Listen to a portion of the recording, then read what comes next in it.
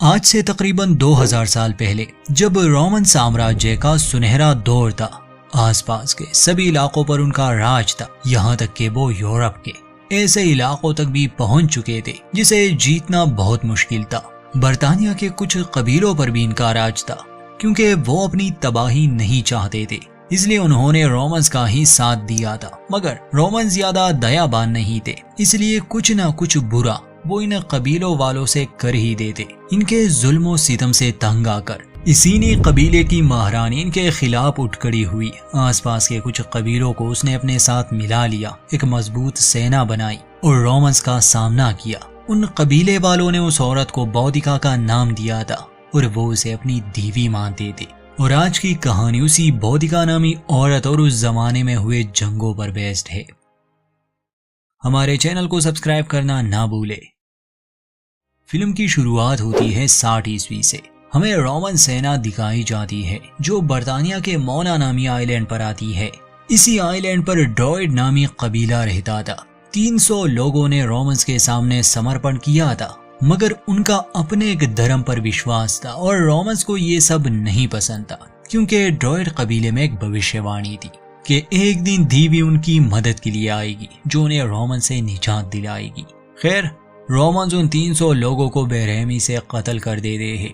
कुछ दिन बाद हमें रोम में दिखाया जाता है कि सेनापति पॉलिनस उस समय के रोमन राजा नेरो के पास आता है, बताता है कि ड्रॉइड कबीले को खत्म कर दिया गया है, मगर उनके अलावा भी बहुत से लोग इस बात पर विश्वास रखते हैं कि एक दिन दीवी उनकी मदद के लिए आएगी। तो नेरो ये आदेश देता है कि यूरोप में अगर कोई भी औरत राज संभालने का दावा करे तो उसे खत्म कर दिया जाए। राजा को भविष्यवाणी से डर था कि कहीं ऐसा ना हो कोई औरत एक सेना बनाकर उसे हरा दे। इसके बाद हमें बर्तानिया की इसीनी नामी कबीला दिखाया जाता है। ये कबीला शांति से रहता था, यहाँ तक कि इन्होंने रोमन से हाथ भी मिला लिया था ताकि वो इन्हें नुकसान ना पहुंचाए। हाँ, बदले में इन्हें कुछ देना पड़ता, जैसे पैसे, खाना वगैरह, मगर बाकी ये शांति से रहते थे। इस कबीले के राजा का नाम प्रेसेटगस था और उसकी वफादार पत्नी जो कि रानी थी, असल में वही बौद्धिका है, मगर ये नाम उसे बाद में दिया जाता है। इन दोनों की 2 बेटियां थी जिनसे ये बहुत प्यार करते थे। एक सुबह राजा के पास उसका सलाहकार आकर बताता है कि रोम वाले एक नए प्रोक्योरेटर को भेज रहे हैं जिसका नाम केटस है और वो बर्तानिया के इन कबीलों को पसंद नहीं करता। मतलब कि अब वो जो भी कहेगा इन लोगों को उसकी बातें माननी पड़ेगी। राजा इस मामले पर गौर करता है। रानी अपनी बच्चियों को लेकर मार्केट चली गई। रास्ते में उन्हें पेड़ से लटकी कुछ लाशें नजर आई जिन्हें बेदर्दी से कत्ल कर दिया गया था। रानी अपने बच्चों को समझाती है कि जरूर इन लोगों ने कोई बुरा काम किया होगा, इसलिए इन्हें सजा मिली। मगर रानी की नौकर बताती है कि नहीं, असल में ये ईसाई है इसलिए इन्हें सजा हुई। रोमन्स ईसाइयों से नफरत करते हैं। ये जानकर रानी को बहुत बुरा लगता है। जब ये लोग मार्केट जाते हैं कुछ सामान लेने, वहाँ पर दूसरे कबीले के कुछ योद्धा थे। उन्हीं में से एक औरत रानी के सामने झुक जाती है। वो उसे बौद्धिका पुकारती है, मतलब वही दीवी जो एक दिन रोमन से छुटकारा दिलाएगी। बाकी योद्धा भी उसके सामने झुक जाते हैं। हाँ, ये सब एक रोमन देख लेता है तो उसे बहुत गुस्सा आया। वो रानी का अपमान करने लगा। रानी भी इस बात से इनकार कर रही थी कि मैं इन लोगों को नहीं जानती, ना ही मैं कोई दीवी हूँ। तभी कार्डिमेंडा नामी औरत उस रोमन का हाथ काट देती है और फिर सर। रानी और उसकी बेटियां ये सब देखकर काफी घबरा गए। कबीले के वो लोग वहां से निकल जाते हैं और रानी अपने बच्चों को लिए घर वापस आ गई। राजा को इस बात का पता चलता है। उसने रोमन्स के साथ समझौता कर लिया था, मगर बदले में उसे रोमन्स की ये शर्त भी माननी पड़ी कि अब उसकी पत्नी और बेटियां 1 साल के लिए मार्केट नहीं जा सकते। रानी पूछती है कि आखिर वो लोग मुझे बौद्धिका क्यों पुकार रहे थे, तो राजा उसे बताता है कि शायद तुम्हारे पूर्वजों की वजह से। असल में रानी जिस कबीले से थी, मतलब उसके पिता दादा, वो बहुत ही खतरनाक कबीला था। उन्होंने बड़े बड़े युद्ध जीते थे। अगले दिन रानी अपने बच्चों के साथ तलवारबाजी कर रही थी, जिसमें वो इतनी अच्छी नहीं थी। खैर, केरन को किसी काम के सिलसिले में जाना था। रानी राजा से कहती है कि इसका बर्ताव बड़ा अजीब सा है। असल में उसने अपने पूरे परिवार को एक युद्ध में खो दिया था। शाम को रानी अपने इतिहास के बारे में पूछती है। मजबूरन राजा को सब बताना पड़ा। वो एक तलवार निकालता है, एक पुरानी ड्रॉइड तलवार जिसमें जादुई शक्ति आबी थी। राजा बताता है कि जब मैंने तुमसे शादी की तब तुम्हारे पिता ने मुझे ये दी थी। अपने इतिहास के बारे में जानकर रानी को काफी हैरानी हुई। वो उस तलवार को हाथ में लेती है और अजीब बात ये थी कि वो तलवार अपना रंग बदल रही थी। अगली सुबह रोम का प्रोक्यूरेटर केटस इस कबीले में आता है। वो अपना हाथ राजा के सामने करता है ताकि वो उसकी अंगूठी चूमे। असल में वो साबित करना चाहता था कि ये लोग कुछ नहीं। खैर, राजा और रानी उसका बहुत अच्छे से स्वागत करते हैं, उसे और उसके लोगों को खाना पेश करते हैं। मगर केटस कई बार उनके और उनके लोगों का अपमान करता है। मगर राजा और रानी मजबूर थे, इसलिए वो कुछ नहीं कहते। उनके जाने के बाद राजा अपने लोगों से कहता है कि हमें इनके सामने अच्छे से पेश आना होगा। ये आदमी खतरनाक है, ये हमें खत्म कर सकता है। मगर साथ ही वो ये भी दिखाना चाहता था कि ये इलाका इतना भी सुरक्षित नहीं। वो केरन से कहता है कि कुछ योद्धाओं को इकट्ठा करो, आज रात हम कुछ रोमन्स को मार देंगे, जिससे केटस को यकीन हो जाए कि यहाँ रहना इतना भी आसान नहीं। रात को राजा अपने कुछ साथियों को लेकर हमला करने जाता है। सुबह होती है तो केरन लौट आया, मगर राजा नहीं। जब वो रानी को ये बुरी खबर सुनाता है कि कल रात वाले हमले में राजा मारे गए तो उसका दिल टूट जाता है। वो केरन पर भड़क जाती है, गुस्सा करती है कि तुम अपने राजा की सुरक्षा नहीं कर सके, ये सारी गलती तुम्हारी है। केरन निराश होकर चला जाता है। अब चूंकि कबीले का कोई राजा नहीं था तो रानी कमान संभालती है। केरन इस सबसे खुश नहीं लग रहा था और फिर उसी रस्म में केटस अपने सैनिकों के साथ आ जाता है। वो रानी से कहता है कि रोमन राजा नेरो के आदेश पर कोई भी औरत राज नहीं कर सकती। तुमने मुझे रिश्वत देने की भी कोशिश की, इसलिए तुम्हारी सारी जमीन सजा के तौर पर रोमन साम्राज्य की हुई। तुम्हें और तुम्हारी बेटियों को गुलाम बना दिया जाएगा, मगर इससे पहले तुम्हें सबके सामने कोड़े मारे जाएंगे। इस सब से रानी बहुत घबरा गई, मगर रोमन सैनिक उसके कपड़े फाड़ देते हैं, उसे पेड़ से लटका दिया जाता है, उसे कोड़े मारे जाते हैं और अंत में उस पर गुलामी का एक निशान लगा दिया जाता है। कबीले वाले अपने रानी के लिए कुछ नहीं कर सकते थे। केटस ये भी बताता है कि असल में तुम्हारे राजा के उस हमले के बारे में हमें केरन यानी कि तुम्हारे ही साथी ने बता दिया था। हमने उसे मार दिया। शाम को जब रानी को कैद किया गया था तो कार्डिमांडा नामी वो योद्धा और उसके साथी चुपके से वहां हमला करते हैं, कुछ रोमन सैनिकों को मार देते हैं और रानी को अपने साथ ले जाते हैं। रानी बहुत जख्मी थी, इसलिए वो लोग उसका इलाज करते हैं।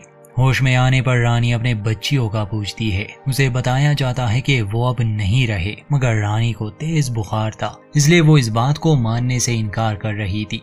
तभी वो देखती है कि उसकी दोनों बेटियां अंदर आती है। वो उससे बात करती है। सजा के दौरान रानी के कुछ दांतों को तोड़ दिया गया था, इसलिए कार्डिमांडा उसे नकली दांत लगा देती है। कुछ दिन बाद जब रानी ठीक हो गई, वो टेंट से बाहर आती है।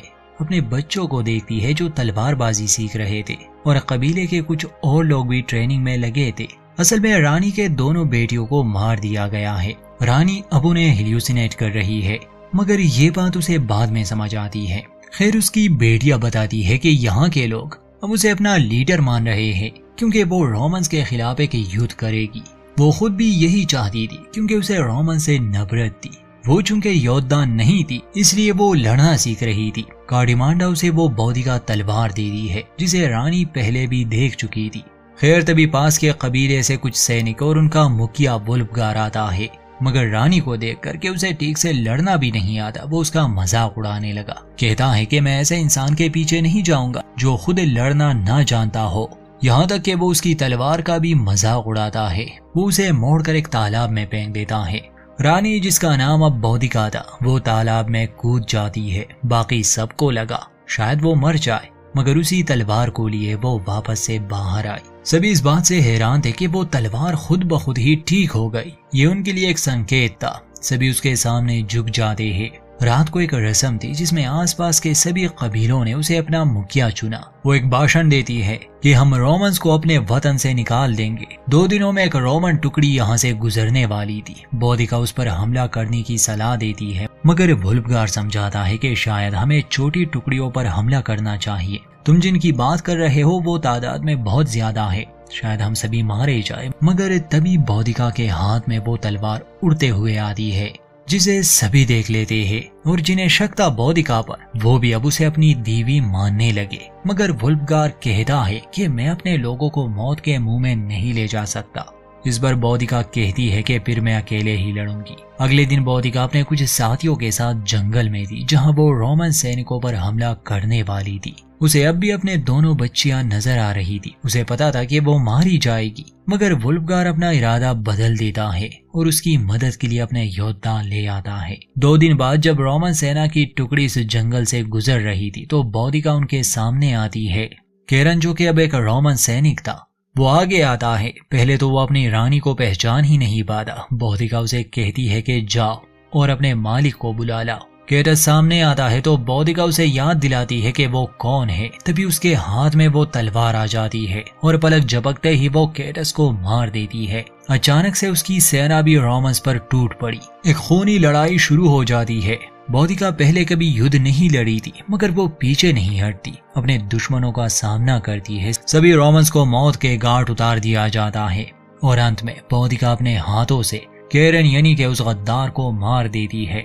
उस समय आकर वो बार बार उसके सीने में तलवार घुसा रही थी, इसलिए वुल्फगार उसे शांत करता है, इससे पहले कि वो पागल हो जाती। सभी रोमन्स के सर बालों पर लटका दिए जाते हैं और उनका सारा सामान भी लूट लिया जाता है। शाम को ये ड्रॉइड कबीले में आते हैं, जहां बौद्धिका को बताया जाता है कि अभी तक वो योद्धा नहीं बनी जब तक वो अपने दुश्मन का खून ना पी ले। एक रस्म होती है जिसमें वो केटस का खून पी लेती है।